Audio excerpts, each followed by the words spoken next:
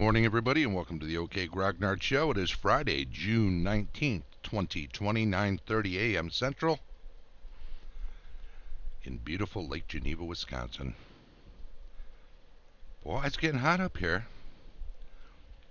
We've been in the 80s the last few days, which is odd for middle of June, especially since the 10-day forecast says it's going to be mostly in the 80s going forward. Ink Dweller 8, how you doing, buddy? The forecast for July. Probably just going to get hotter, right? And then we'll be in the dog days of August. It'll be up in the hundreds, maybe. I don't know. We'll see. But 80s in mid-June. Well, that's pretty crazy. My forecastorino right now, if I can Flandersize this a little bit, 80s right now, supposed to get up to 88. Tomorrow, stormy, but still 80. 84, 79, that's almost 80.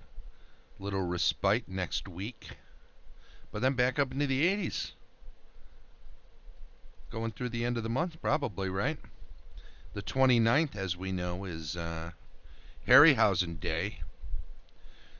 If he was doing his claymation stuff, they'd all melt.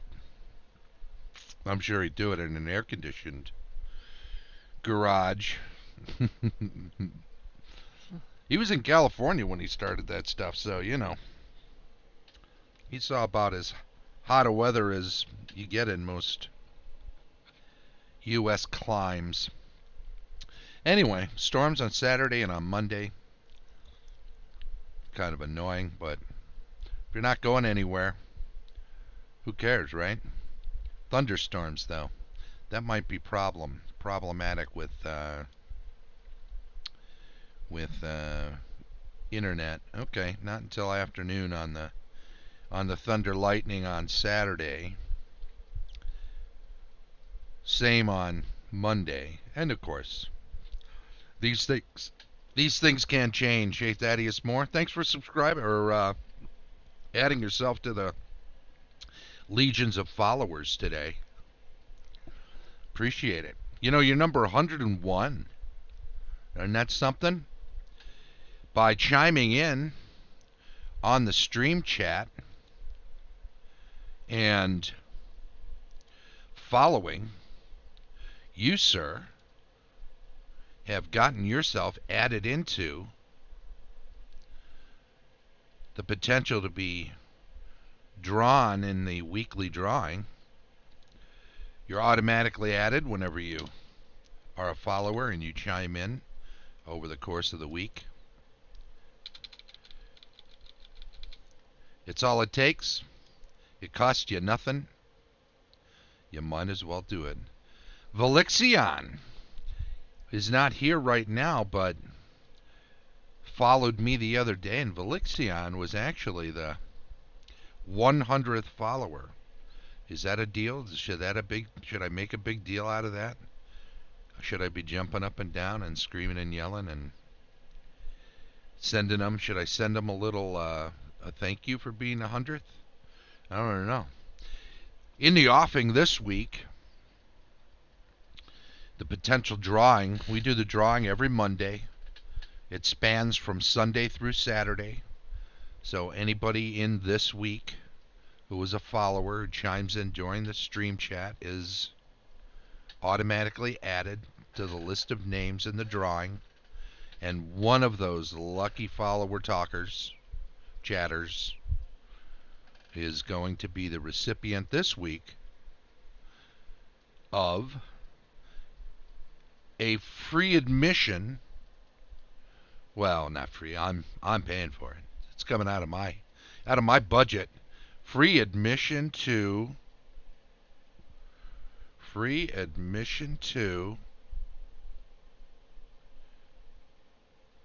GameholeCon. Virtual GameholeCon. Yep, I said it. Lost signal. Is that a real thing? Did you really lose the signal? Super good? Good. Okay. So you're good. Alrighty. So yeah. Heath won one from the week before. And the process was pretty easy. And when I buy those admissions, it must have been lost on your end, Thaddeus, because I don't think I'm still seeing bars on my end. I'm still seeing the mic popping when I speak, so I'm not seeing any interruption in the stream and the video on this end. So I think you lost it on your end, but in any regard, it was a pretty simple process getting it set up for Heath to be gifted an admission into Gamehole Con. So I'm glad to do it. The money goes to children's hospitals through Extra Life. So it's a good cause. I don't think it's one that's up for debate with anybody. Kids need health care, right?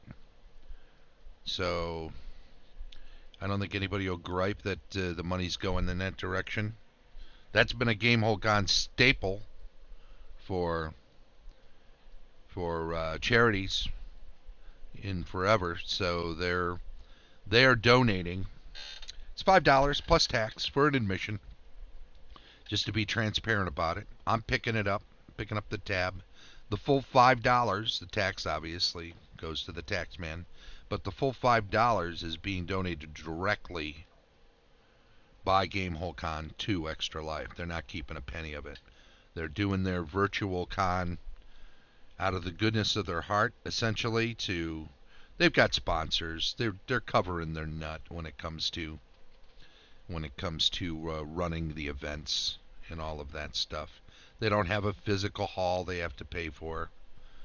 They don't have whatever other expenses come with that. They do have to deal with making sure that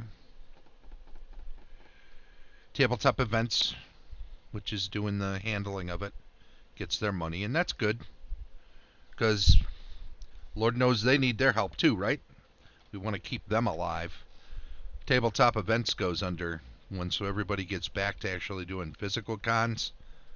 It's going to be a huge pain in the ass. So you do not want Tabletop Events to go out of business in this interim. And I think they're in good shape. That Con of Champions raised them a good deal of money and put them there. Put them on the road to making it through 2020.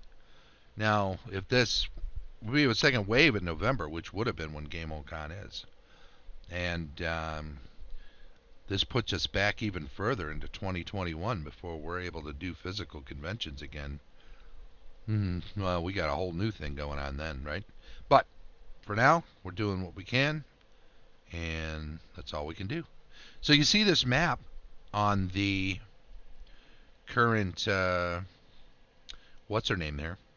On the title placard, title screen, front opening placard. It's a Dyson Logos map. It's one in a series he's working on now, which print out on 3x5 index cards. So you print those out on the blank side, and then you do all your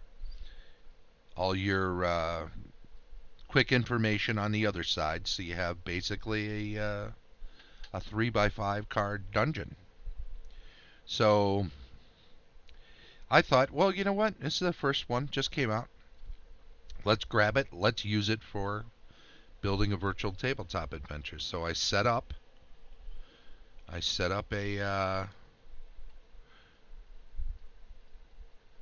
page I set up a campaign just to show everybody. I'll just do a quick exit. Just to show everybody, I set up a campaign in Roll20. I just called it Dyson Logos 3x5 on the fly. I've got some other things going. Ooh, that Mines and Kumar, that's fun. Have I told anybody about this? I think I've mentioned it a few times. Thaddeus is running it. It's a blast. We've had a couple of weeks off because of schedule conflicts, but hopefully we'll get back to it soon. There's a bunch of people in it, so hopefully we'll get, as long as we get 3, 4, 5 people together to run through it. It's old school. It's fun. It's dungeon crawling.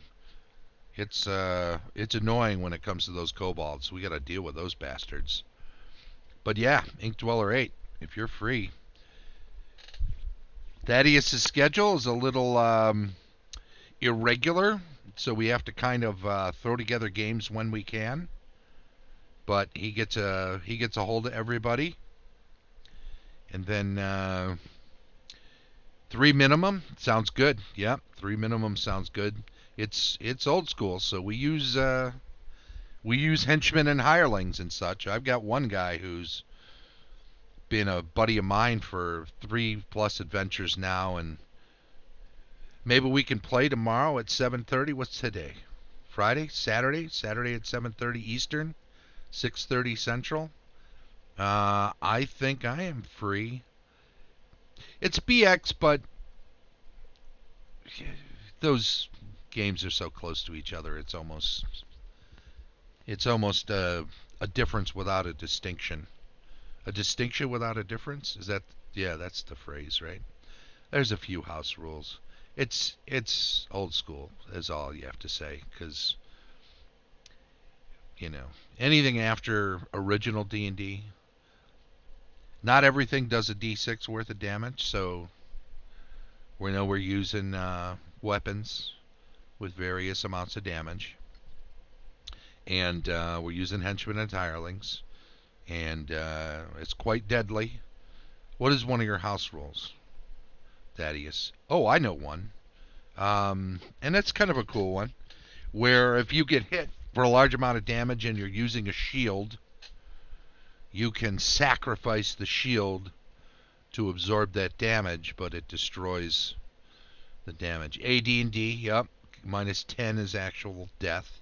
So you go unconscious at 0. Shields shall be splintered. Where did that come from? Well, once per day. I mean, you can do that as often as you have a shield, right? Because once your shield's splintered, it's destroyed. You got to buy a new shield. At least that's what I've been doing. The name is from LOTR, the phrase. Shields shall be splintered. Oh, right on. Okay. Yeah, somebody threw it out there, right? Some OSR person added it in as a house rule somewhere into a game. Maybe it's Osric. Maybe it's a DCC thing. I don't really play a lot of DCC. I'm old school, but I'm not completely chaotic. DCC is just whack, too whack for me. I played in a game at a convention once. 5 minutes into the convention, I'm at the back rank. We ran and something came up out of a cavern lake and apparently had long tentacles, reached through the entire party, past 4 or 5 other people, grabbed my character's head and crushed it. 5 minutes into a convention game. My character was dead. Nothing to do. Arise, arise, riders of Theoden. Fell deeds awake. Fire and slaughter. Spear shall be shaken. Shield be splintered. A sword day, a red day, ere the sun rises. Ride now! Ride now! Ride to Gondor! There it is. I know, Ink Dweller, right? Getting my head crushed by a tentacle 5 minutes into a convention game. That. Yeah, I run convention games and I don't pull punches. People can die. But I always have a few extra pre-gens, because I always run with pre-gens. I'll have like a pile of 8 or 10 pre-gens for 5 players. They can pick what they want out of the gate. But whatever's left, the other 3 or 5, somebody dies early in the game, give him another one. This guy runs up from behind. Here's your new character. Try not to die again.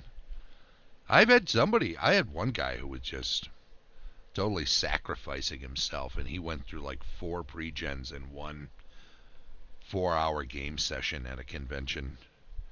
Everybody else thought he was nuts, but he was having the time of his life. He was just up front, diving into battle every time. He wasn't doing stupid stuff either.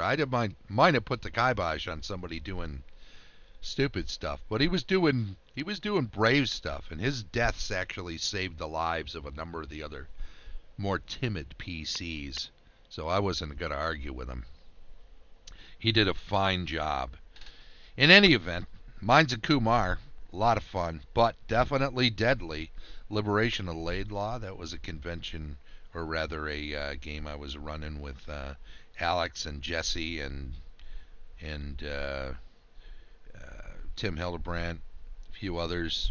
But those guys, they just don't have the some of the other guys that were in the game just don't have the equipment. Don't have headsets. They don't have computers that can handle Roll20. I tried to put it together from a group that was my face-to-face group, and really was only able to get a couple of them to regularly play, and a couple of the others, God bless them, they just don't have the computer that can handle Roll20, or a headset that works, or the ability to show up on time. That could be a problem. You know, if you have computer problems, you got to get there early and work those out before you jump into a game online. You can't let 4 or 5 people sit around while you're saying, so then I'm connecting to the thing, and interrupting everybody while they're trying to get a game going. So you got to be ready to play when it's time to start playing. Dyson Logos 3x5. You know what? I'll show you real quick. Let me show you one of the ones I ran at the Con of Champions, because this is kind of neat from a DM perspective. It was it was going to be 3rd level. I switched it to 5th to power it up a little bit. I built this in a virtual tabletop adventure building video some time ago. I have it set up so I have characters. I put these dots on them so that people could see their own character, and so I could, when they were in here, I had their color for their character match the dot, so it was easy for me to remember who was playing what, since it was just a one-shot, and, you know, some people I didn't even know, right? Now, if you're a player in this game, you don't see all 5 different things, or you don't see everybody else's names. I do. You only see your own, so that helps you, but it also helps me to be identifying this dot with the player. So there's something virtual tabletop adventure wise that's worth doing, and that's easy enough to do. You just go in here, right?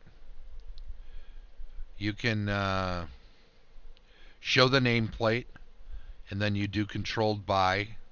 You can do all players, but you don't want to do that. People will be moving each other tokens. You don't want that to happen. And then over here, pick a color for them and match that color to whatever player is down there, and change their color on their square. Get them to change their color to match this little dot on their character.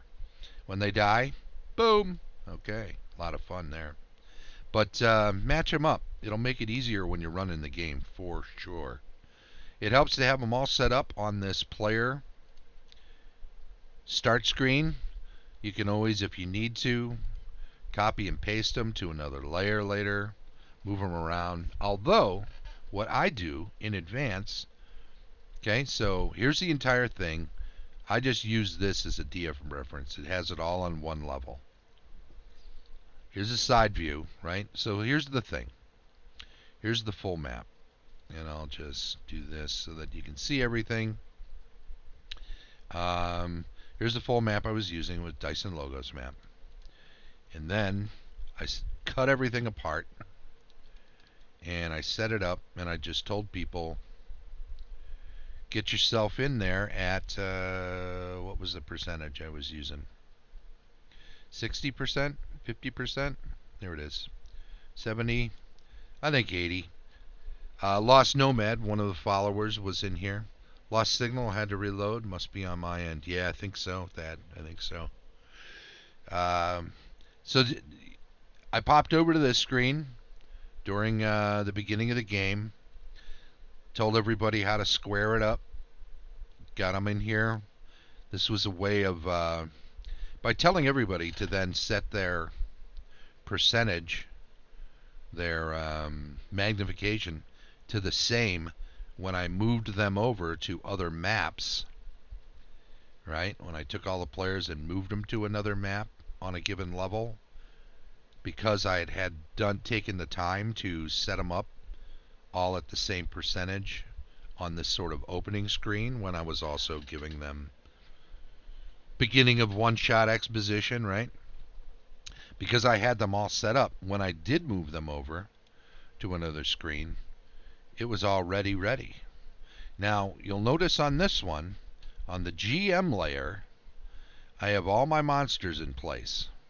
So all I need to do is click on one and move him up to the token layer, and suddenly he's visible to the players. Until then, all of this stuff is invisible to the players. Notice I also have on the GM layer a full set of the characters. That also allows me to bring them onto the scene when they finally say they're moving up to the first ground floor of the tower. The other thing I was doing, and these things have disappeared because I took them out, was on the object layer, rather on the map layer, I was drawing shapes like this. Now, what I wanted to be sure of was that when these shapes got drawn, did they show up? I think they just show up on the object layer. Nope, there we go. Oh, I know what's wrong. I gotta move to the selection tool. So they're on the map layer. I'd set up these kind of blockages in such a way that they would show half a door. So then if I remove one of them, let's go back to drawing a shape. We'll do this. Map layer, go back to selection. Now we can adjust it. So once again, this one is blocking. It's closing, it's hiding the outside of the tower, right? Which is fine. They saw what the tower looked like from the other map. They don't need to see it from here. If we do this again, we can block this, cover this up. And I know this is kind of a cheap way of doing dynamic lighting.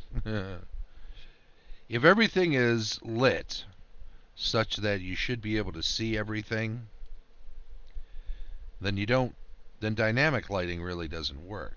You need to actually fog of war out the map piece by piece to make sure that the only thing the players can see is what their characters can actually see. And this way works pretty well. What happens though, however, is as you're running the game, you actually wind up getting rid of these various pieces, piece by piece. And that's okay. You want to be able to show certain stuff, but not show other stuff, then that's all you can do. Or it's a simple way of doing it. Alright? So what do they see? Now they know what the tower looks like from the outside. They also can see the door on this wall, so you can leave it like that. Now we can go to selection, we can go off of this layer. And now when you go back to the object layer, all of the creatures that are hidden on the DM layer are still visible to you, but not to your players. And currently their character tokens are on the DM layer until you bring them onto this layer. So as they agree that they're moving up too, because they see this tower from some distance away, if some of them are moving up to this door, you deal with it that way. Now, one of the other things I had to deal with was the fact that one of the players had moved up and was peeking in, climbing up and peeking in the arrow slits. So you know where all the arrow slits are. 1, 2, 3, 4, 5, right? So I had to set up these pieces in such a way that you could still tell where the outside of the tower was and could see where the arrow slits were. He eventually climbed up to the top layer. No problem there. That should be back on the GM layer. There was a giant owl kind of keeping watch up there. So that was pretty cool. Human thief climbed up, snuck past the owl, got inside, invisible, had an invisibility potion, climbed down to level 3. I didn't have to hide much of this because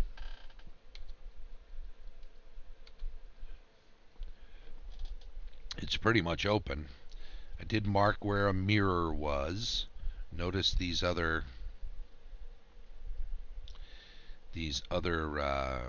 curtains are also hiding mirrors. But they climbed in, they came down, dealt with the crazy mage who was using a staff of paralyzation. The mage pulled a bell cord, magic user pulled a bell cord, which moved aside all of these curtains, and behind them were mirrors too.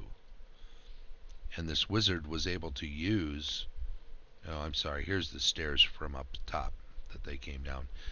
I would set up that the wizard is able to use his staff of paralyzation reflexively off of the various mirrors. So, able to move around, stay behind pillars. These are murder holes from above to below. Able to stay behind pillars and attack with the staff of paralyzation somebody who couldn't directly attack him, which was kind of cool. Down on this level, there's a boar chained up, guarding the stairways. Here is the mage's sleepy place.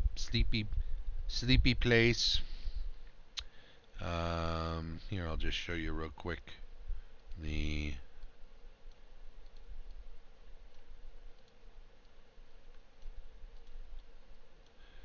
murder holes are up above here and up above here. This goes up to the 4th level, down to up to the 3rd level. This goes down to the 1st level. I didn't have much going on the 1st level. The real difficulty there are those 2 double doors, right? Here, let's go to the big map. Getting through, and I reoriented everything so that it would match up with the side view, because I didn't want any confusion there. That's something worth noting when you're building virtual tabletop adventures, is to orient your maps so your players don't get confused. You want them to, you don't want to say, oh, on this map north is up, and on this map north is to the right. Stuff. Keep it all the same so that people don't get confused. But notice these double doors. They had to climb a stairway to the tower proper from this outbuilding that's attached, and then they have to get through double doors with murder holes. That can take some time. Anyway, I think that is about all worth showing on this one. It's kind of a recap of this map. Given the timing, we'll probably have to get back to this next week, but that's okay. We've got our page our map all set up and numbered in roll 20 and ready to go. Let's see here. Just to recap so we can think about it between streams on this thing. This is the 3x5 map. Stairways going down. Note there are no doors between the front entrance and the lowest level. So you could just walk right through. Well, something is going in and out. What we decided last week was that what was going to be going in and out was going to be will-o-wisps, 3 of them. So I've been thinking about this a little more. Let's take a little extra time today. We'll go a little long. We're at 32 minutes. We're at 30, just over 30. We can go a little longer. So the idea, and I was looking up. So I know in cave diving, and this is why I posted something about cave diving today to the OK Grognard Show Facebook group. You can really screw yourself. You can kick up a lot of silt in the water, making it impossible for you to move. Cave diving, I have a meme for that. Right? Okay. Shoot it to me at a PM in Facebook. Let me have a peek at it.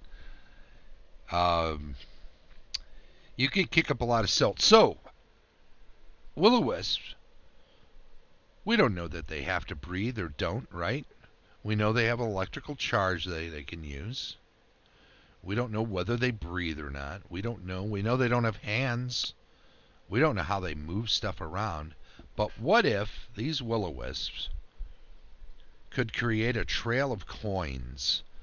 They could push them along with their bodies, zap them with their electricity to pop them up some stairs, and leave a trail of coins that goes 16, 15, 12, 5, 4, 2, 1. So they leave this little trail of coins that leads people all the way down to this pond. In this pond, in the center of the pond, is a very shiny suit of armor at the bottom in the middle. Now, something we were talking about last week, this might have been Ink Dweller's idea. We know that when these creatures are in the water and they zap out their electrical damage, we know from the DMG underwater combat that if you fire off a lightning bolt, it does an area of effect within water, much like a fireball. So I think it was Ink Dweller's point to say that we should do the same thing with their electrical charge. They can zap things in the water. So what if they coax or lead people down into this area, and then they go around and they stir up silt around these other areas so that all you can see at the deepest part, where it's still clear, where they've left it clear, is that shiny, shiny suit of armor down under the water, which tries to coax people in.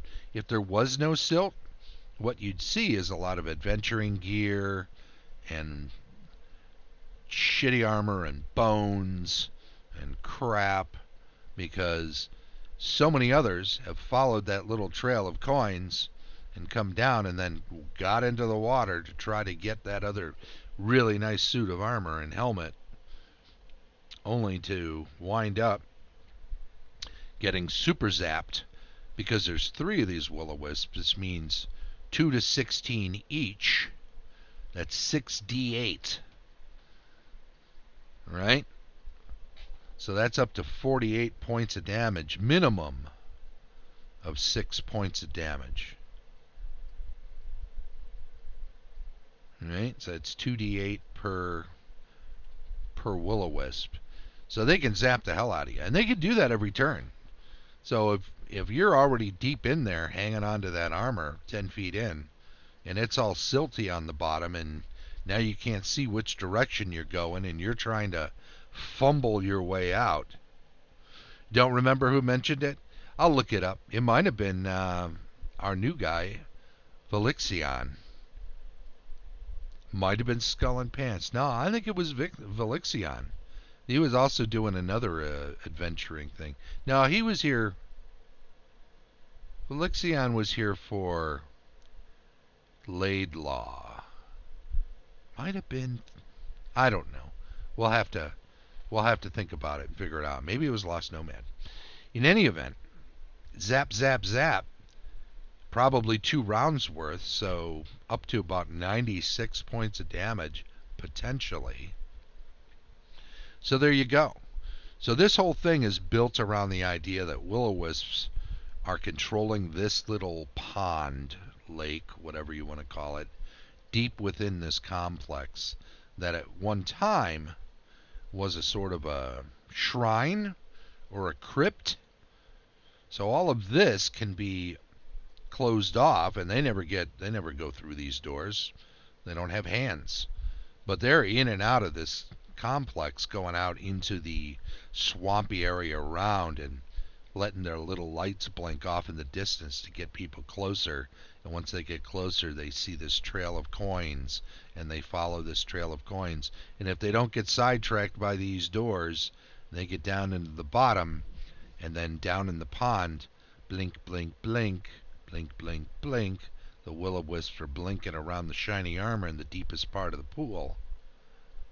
And if you climb in, they wait till you get far enough in that it takes you at least 2 rounds to get out, and they just start zapping you. Meh, meh. Love it.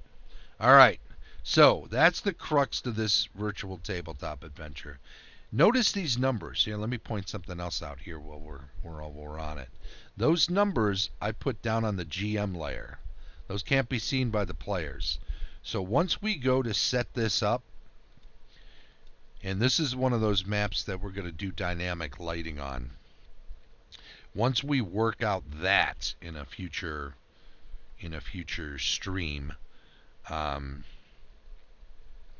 players will only be able to see based on where they go with whatever light source they have. But those numbers they'll never see. Those numbers are down there. They're reference numbers for us as the DM. The map layer they'll be able to see as they explore it. The numbers, the codes, they won't be able to see. That's just for us. And we'll have an entire key set up for us to be able to run it. So there we go. We're further along. Not too much further along. Got a little sidetracked there, but that's just me. And I want to thank everybody who popped in today. Thank you to Thaddeus, being a new follower. Ink Dweller, thanks for coming. Don't forget, chime in on the stream chat when you're a follower. You're automatically entered into the drawing. We're in week 12 now. We're on episode 95 of the show right now.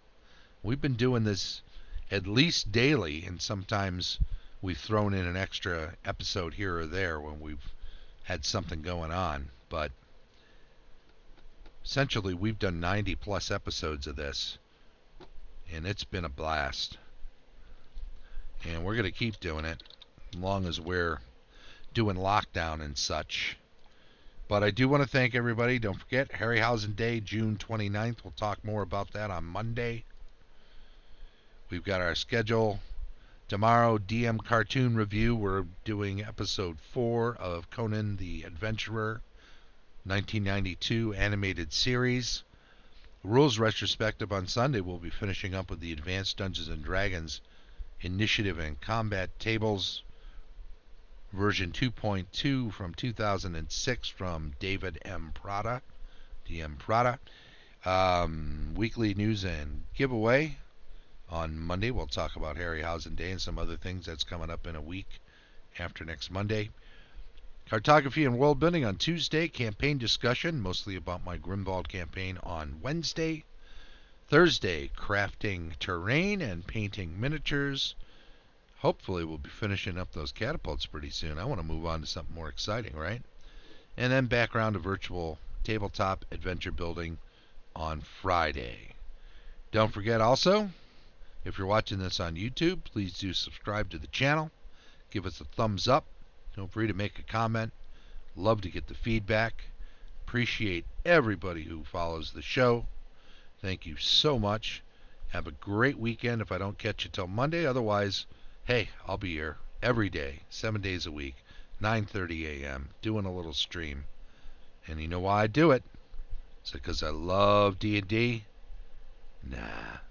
It just helps me keep track of the days of the week. Take care of yourself. Bye-bye.